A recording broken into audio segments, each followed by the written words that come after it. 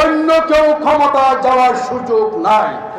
আপনাদের ক্ষমতা যাওয়ার স্বপ্ন আজকে আমরা মাটি করে দিলাম, ঘোষণা দিলাম।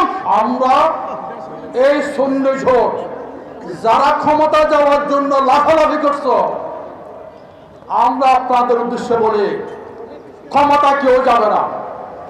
সুন্নি মুসলমানদের স্বার্থ যারা রক্ষা করবে, শান্তিপ্রিয় জনতার স্বার্থ যারা রক্ষা করবে, তারাই ক্ষমতা যাবে, তাদেরকে ক্ষমতা পাঠাবো আমরা। অন্য কেউ ক্ষমতা যাওয়ার সুযোগ নাই। আপনাদের ক্ষমতা যাওয়ার স্বপ্ন আজকে আমরা মাটি করে দিলাম, ঘোষণা দিলাম। তোমরা যারা আমাদেরকে জিম্মি করে ক্ষমতা যাওয়ার আজকে স্বপ্ন দেখছো, তোমাদের স্বপ্ন আমরা দুলিশাত করে দেবো। আমরা আজকে বর্তমান বৈষম্য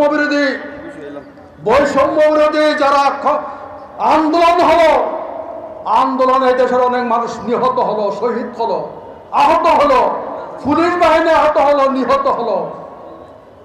এই বৈষম্য আজকে যারা বৈষম্য করেছিল বিগত সরকার, তারা এখন দেশের মধ্যে নাই, তারা পলাতক।